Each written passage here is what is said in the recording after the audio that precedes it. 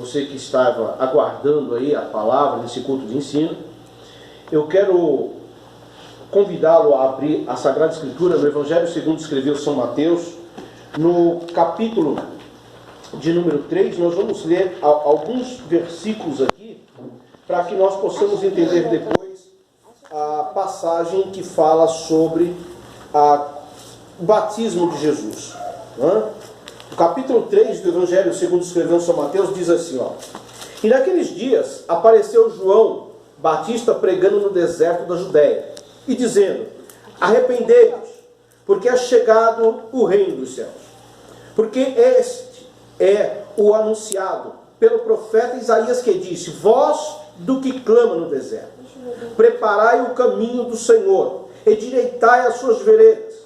E este João tinha a sua veste de pelos de camelo e um cinto de couro em torno dos seus lombos, e alimentava-se de gafanhotos e de mel silvestre. Então ia ter com ele Jerusalém e toda a Judéia e toda a província adjacente ao Jordão. E eram por ele batizados no rio Jordão, confessando os seus pecados. E vendo ele muitos dos fariseus e dos saduceus que vinham ao seu batismo, dizia-lhes, raça de víboras, quem vos ensinou a fugir da ira futura? Produzi, pois, frutos dignos de arrependimento. E não presumais de vós mesmos, dizendo, temos por pai a Abraão. Porque eu vos digo que mesmo dessas pedras Deus pode suscitar filhos a Abraão. E também agora está posto o machado à raiz das árvores. Toda árvore, pois, que não produz bons frutos, é cortada e lançada no fogo. E eu, em verdade, vos batizo com água para o arrependimento. Mas aquele que vem após mim é mais poderoso do que eu. Não sou digno de levar as suas sandálias. Ele vos batizará com o Espírito Santo e com fogo. E a sua mão tem a pá, e limpará a sua eira, e recolherá no celeiro o seu trigo, e queimará a palha com fogo, que nunca se apagará. Versículo de número 1 do capítulo 3, versículo 13. E então veio Jesus da Galiléia ter com João junto ao Jordão para ser batizado por ele. Mas João opunha-se-lhe, dizendo, eu careço de ser batizado por ti, e vens a mim? E Jesus, porém, respondendo, disse-lhe, deixa por agora, porque assim vos convém cumprir toda a justiça. Então ele o permitiu. Amém? Queridos, nós estamos passando por um dos momentos mais difíceis aí da nação mundial. E sabemos que muitas das coisas que acontecem, que nos sobrevêm, que sobrevêm ao mundo, é em decorrência do pecado ocorrido no Éden. E nós, particularmente, sabemos que não estávamos ali. E o que foi que nós fizemos para isso? Nada. Mas Deus, como é conhecedor, sabe de todas as causas, Deus permite então que Adão e Eva, que tinham todo um projeto para que não viessem a participar da justiça de Deus, mas que viessem a glorificá-lo e adorá-lo e viver dentro de uma plenitude, eles abrem mão disso devido ao seu livre-arbítrio e acabam caindo. E isto fez com que todos pecassem e destituídos estivessem da glória de Deus. E estamos diante de um projeto de Deus, e este projeto de Deus sempre foi resgatar, salvar, buscar para si o perdido, que era o projeto que ele tinha lá na eternidade, num período em que ninguém conhece. Quando ele cria os anjos, e segundo a sua conversa com Jó, ele diz, Jó, aonde você estava, Jó? Quando eu firmava os fundamentos da terra, e as estrelas da alva alegremente cantavam e rejubilavam em meu favor. Certamente eram os anjos aos quais Deus está falando. Então Deus tinha um projeto para os anjos, em que englobava inclusive aquele que abriu mão da sua glória, participante com Deus, para poder aferir, querer ser igual a Deus e subir no lugar mais alto onde Deus está. Algo impossível para qualquer um na face da terra, seja aqui ou seja na eternidade. E com isso, nós encontramos um projeto de Deus ao longo de toda a Bíblia, trazendo pessoas que viessem proclamar o Evangelho, que viessem a falar da graça, da bondade e da misericórdia do Senhor. E dentre estes homens, um se destaca, ao qual o próprio Deus dá um testemunho por meio do Senhor Jesus Cristo, ao dizer assim: houve um homem enviado por Deus, ao qual seu nome é João. E João, ele tem uma característica diferente dos demais João da sua época. Ele é classificado como o Batista. Por quê? Porque ele batizava. E Batista vem de batismo. E João, ele começa a abrir o caminho, a pleitear o caminho para aquele que viria para salvar, para resgatar, para aproximar novamente a criação com o Criador. E a Bíblia nos relata, segundo a palavra de Isaías, que ele era a voz que clamava no deserto. E eu quero aqui trazer esta parte para mencionar 6 características do que vai acontecer e o que já tem acontecido. O deserto. Eu espero que o meu cameraman não esteja filmando minha barriga, mas o meu rosto. Está aparecendo meu rosto? Porque se você estiver filmando a minha barriga, não vai adiantar nada para quem está me vendo. E eu peço a Deus que Ele nos conceda graça por isso. A primeira característica: quando João está no deserto, a Bíblia diz que ele apareceu.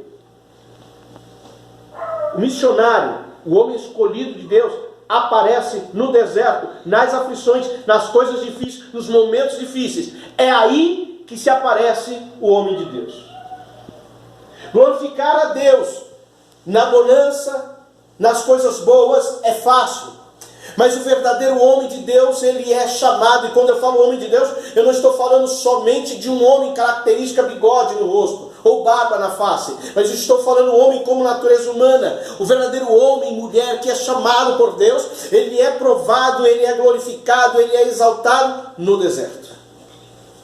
E as características de João no deserto é que ele pregava não prosperidade, não coisas vis, mas ele pregava arrependimento.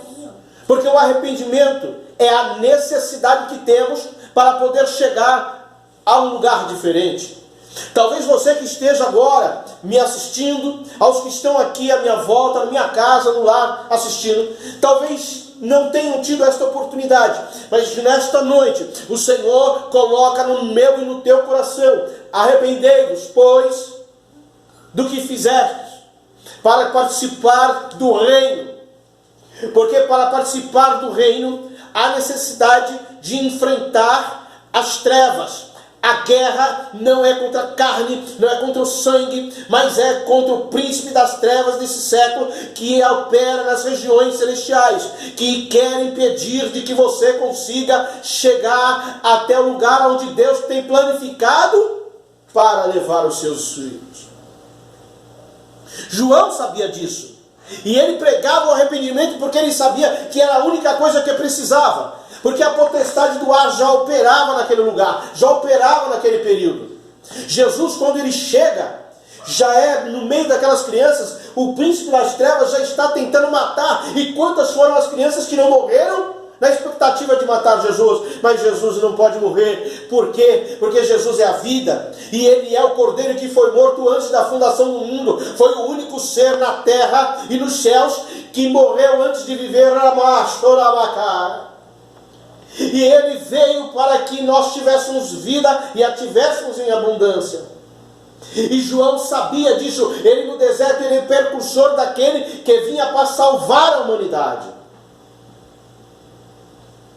E lá no deserto, João se depara com algumas coisas interessantes que nós podemos notar aqui. Ele se depara com os fariseus. O fariseu, ele ia para o deserto, não era para se arrepender, não era para ver a glória de Deus manifesta. Ele ia no deserto para murmurar. Ele ia no deserto para inquirir contra o reino. Ele ia no deserto para falar contra os projetos que Deus tinha sobre aquele homem, falando do seu filho. E quando João ele vê isso, ele vai para cima e diz: raça de víboras. Olha, existe uma característica sobre a víbora. Quando João fala da característica raça de víboras é uma coisa, mas quando Jesus fala raça de víboras é outra. Por quê? Porque a víbora ela tem uma característica. Quando ela coloca as suas ovas no ninho, ela procura ir apertando, porque se ela perceber que alguma das suas ovas pode ser igual a ela, pode ser diferente, ela mata no ninho, ela eclode os ovos dentro do ninho. Assim são os fariseus. Assim são aqueles que querem acabar comigo e com você. Porque quando vê que você está no ninho, protegido, que está guardado, que está no projeto, ele tenta nos matar. Mas uma palavra profética vai para mim e para a tua vida: ninguém há de morrer, porque Jesus nos chamou para que sejamos salvos, libertos e transformados, e tenhamos vida e a tenhamos em abundância. Glória a Deus. Outra característica: quando João ele começa a pregar, ele dá um conselho: produz frutos. A produção de frutos depende de ações. Está falando de obras, está falando daquilo que nós fazemos.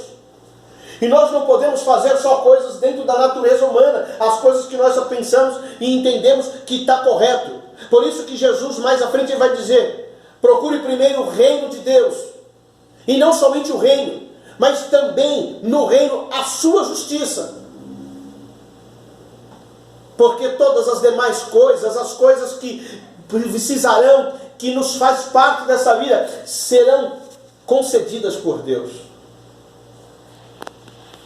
E os fariseus, eles estavam mais importantes com a luxúria, com o bem-estar dentro do palácio, dentro daquele grupo de pessoas que eram ricos e poderosos. E não é assim? Neste momento, quantos que estão nas grandes igrejas, nas grandes colocações, nos grandes lugares, estão prostrados, falando com Deus, pregando a palavra?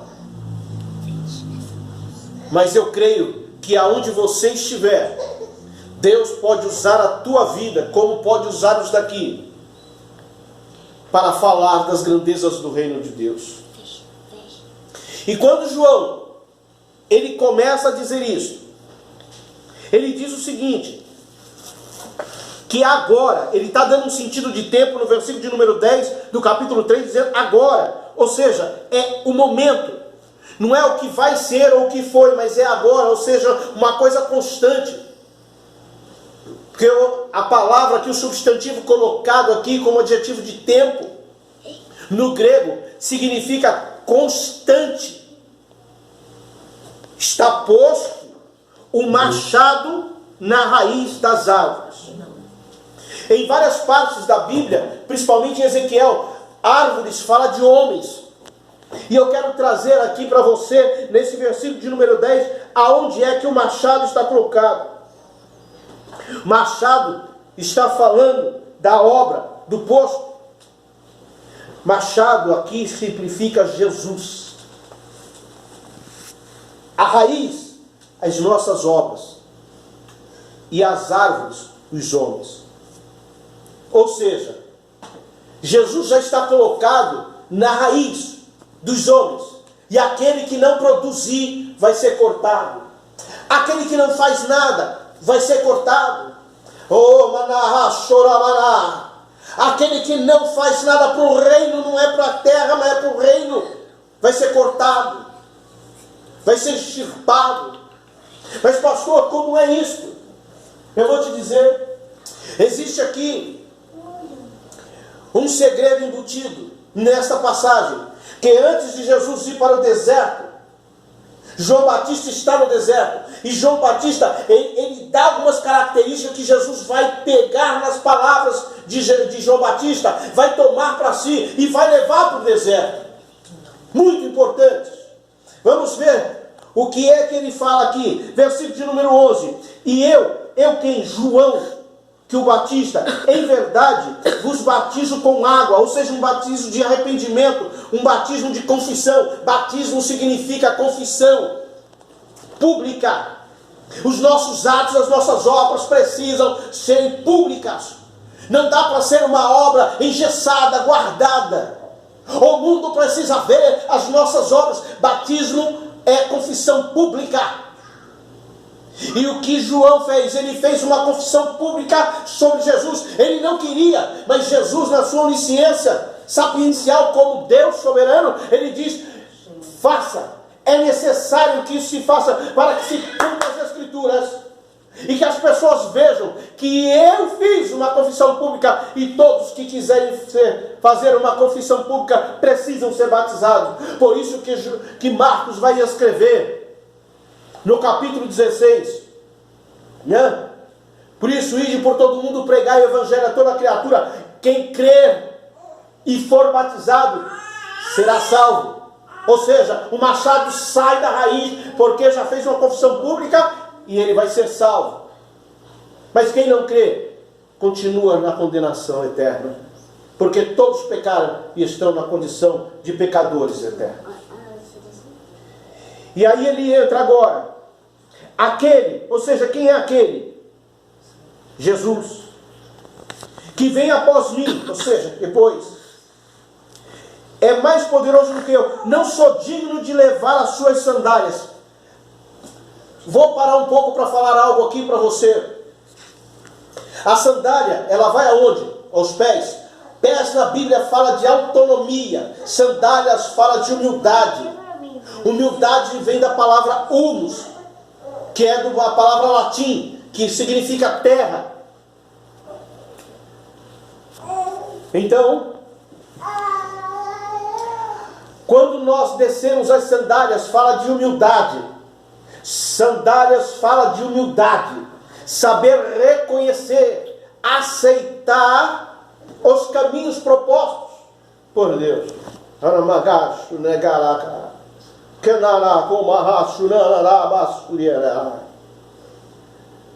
Quantas vezes não usamos, não vestimos, não calçamos as sandálias da humildade para aceitar os caminhos de Deus na nossa vida. Por isso que o Salmo 37, verso 23, se não estou enganado, diz assim: Deus firma e confirma os passos de um homem bom. O homem que aceita ser conduzido por Deus, ele calça sandálias da humildade. Ele sabe por onde Deus o conduz. Por isso que João vai dizer: eu não sou digno de carregar as suas sandálias, eu não sou digno de chegar com humildade. E quando Jesus chega próximo dele e fala: eu careço de até ti, e o Senhor vem a mim, Jesus sempre vem ao encontro do perdido, do pecador, seja onde ele estiver, seja no deserto, seja nas coisas boas ou ruins, Jesus sempre vem ao encontro, aleluias. E agora, ele profere aqui: não sou digno de levar as suas sandálias, ele vos batizará com o Espírito Santo e com fogo. Existe uma polêmica aqui sobre esse batismo, e eu não quero entrar aqui nisso. Mas eu quero falar das 7 características que o versículo 11 nos traz. E eu quero que você pense nisso. Primeira característica, quando ele fala, em sua mão. Mão fala de poder. Mão fala de poder. Quando Jeremias diz assim, e veio sobre mim a mão do Senhor. Ele está dizendo, veio sobre mim o poder do Senhor. Jesus tem todo o poder. Ele fala em João que todos foi colocado na sua mão e nada pode arrebatá-los das suas mãos. E há alguns que dizem que isso daí são os escolhidos de Deus. Não, esses aí são os discípulos que Jesus estava dizendo, estava ensinando.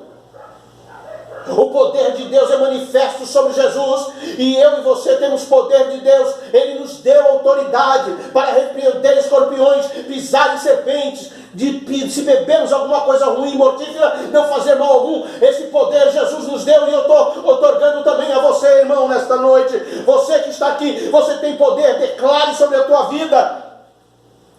Nenhum mal chegará à tua tenda, nenhum mal chegará à tua família, nada atingirá teus filhos. Porque a vida com Deus nos dá esta autoridade de andar pelo deserto, mas saber com quem estamos andando, com quem estamos juntos. Tinha dois que sabiam de todos os acontecimentos, andaram com Jesus, mas não conseguiram entender. Eles andaram, aqueciam seus corações, mas eles não viam, não sentiam, não sabiam que era Jesus. Quanta gente está andando, o coração não está mais ardendo e não sabia. Mas quando chegaram naquela casa, que eles viram Jesus, que Jesus teve que fazer algo diferente, Jesus mostrou e eles identificaram. Quando Jesus corta o pão, eles identificaram e viram que era Jesus. Eles falaram, este é o Senhor. E Jesus rapidamente desaparece, porque Jesus já tinha se apresentado, andou com eles, mas eles não reconheceram. Mas quando Jesus se apresentou, num gesto de partir o pão, eles identificaram, não tem ninguém que parta o pão como ele é diferente. Ele partiu o pão na cruz do Calvário, para que eu e você possa ter vida e vida em abundância. Poder está sobre Jesus. E agora ele fala, a pá fala de justiça. O poder e a justiça está sobre Jesus. A justiça, ela tem 4 qualidades ligadas, irmãos. A justiça, ela carece do juiz. E para que a justiça exista, ela precisa da primeira matéria, que é o juiz.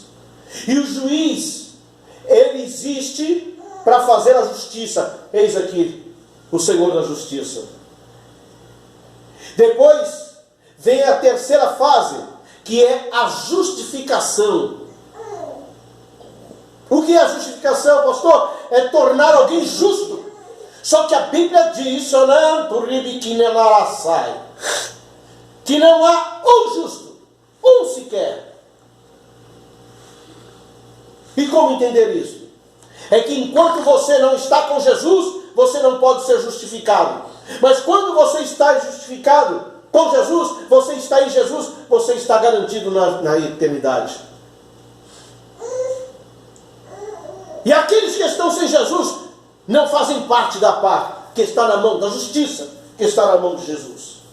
Esta é a realidade. Terceira característica, a eira. A eira aqui limpará a eira. A eira fala da igreja. A eira está falando da igreja. Porque a igreja é lugar que só tem tranqueira. Na igreja só tem o que não presta. Na igreja só tem doente. Na igreja só tem necessitado. E é assim no decorrer da história da criação da igreja. Porque nada pode derrubar, nada pode destruir a igreja. Primeiro, porque ela nasceu no coração de Deus em Gênesis 3,15. Depois ela foi estabelecida por Jesus Cristo em si, que Ele é a pedra, em Mateus 16,18. E por fim ela nasce em Atos capítulo 2, com a descida do Espírito Santo. Eis aqui o batismo.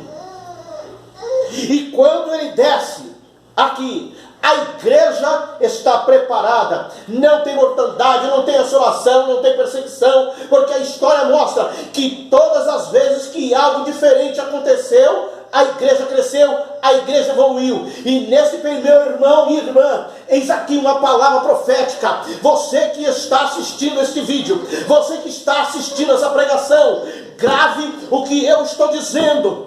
Após passarmos esse período de quarentena na permissão de Deus, e nós não chegaremos até os 40 dias, Deus vai levantar a sua mão de poder em favor da nação brasileira, e Ele vai levantar homens aqui que vão fazer a diferença, porque alguma coisa Deus está nos ensinando, alguma coisa Deus está mostrando para a humanidade, porque Jesus falou que ainda não era o fim, mas eu te digo, Deus está no controle sobre todas as coisas. A justiça de Deus. Quarto ponto, Ele levará o celeiro. O celeiro aqui já tem uma palavra coligada dizendo os céus, falando de eternidade.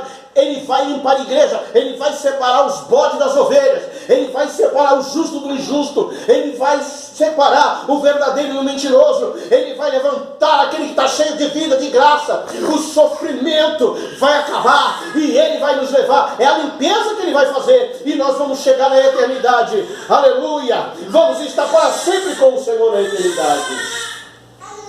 Aleluia! O trigo fala dos santos, que é uma característica bíblica no trigo, e vai brotando.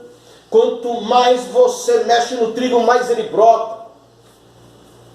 E Jesus está nos falando, tem uma multidão que é incontável, como diz Apocalipse, que vai chegar na eternidade.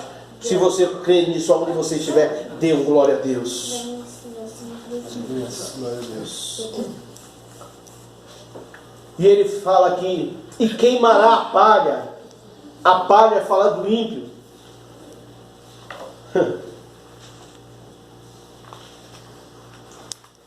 A justiça de Deus não falha. Por quê? Porque Ele é santo. E ser santo o impede de ter divisão, de ter acepção. E isto, é claro, o lugar da perdição do ímpio é com Satanás e os seus seguidores, os mentirosos, os profanos, os avarentos, os sodomitas, os comilões, os avarentos, perseguidores, maldizentes, blasfemadores, murmuradores.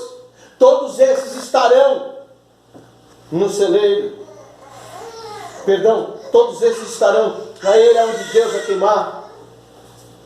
E a Bíblia fala no livro do Apocalipse que ali haverá pranto e ranger de dentes. Por isso, meu amado irmão, não seja ímpio, faça parte dos santos, venha para os santos, venha para o grupo dos santos, aceite a Jesus, esteja com o Senhor Jesus. Por fim, ele termina dizendo, um fogo. O fogo fala do juízo. A primeira característica do fogo não é queimar. A primeira característica do fogo, quando voltado aos santos, é demonstrar visão. Quem anda com Jesus tem que ter visão. A segunda característica do fogo não é queimar. A segunda característica do fogo é aquecer. Quem anda com Jesus, quem tem o Espírito Santo, anda sempre aquecido. Não anda frio. Não anda gelado. Terceira característica do fogo para os santos é deixar marcas. Quem tem o Espírito tem marcas. Jesus cravou, como diz Gálatas, a cédula que nos libertou da maldição do pecado, e Ele nos queimou com a brasa viva do altar. Agora, para o ímpio, a primeira característica do fogo: queimar, abrasar, destruir e enlouquecer. Porque quando você começa a ficar no fogo, que você não sai, uma pessoa quer queimar, começa com ardor, começa com dor. Quantas pessoas morrem quando se queimam? Agora imagine você queimando continuamente e não morrer, porque você já está morto. E sentindo a dor, sentindo tudo o que está acontecendo. Por isso que este fogo não é para os santos, mas é para o ímpio.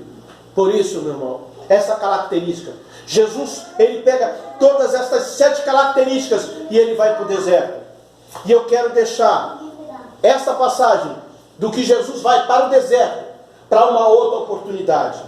Este culto de ensino que foi ministrado aqui, fica registrado para mim e para a tua vida, o que Deus quer, para que juntos venhamos glorificar a Deus.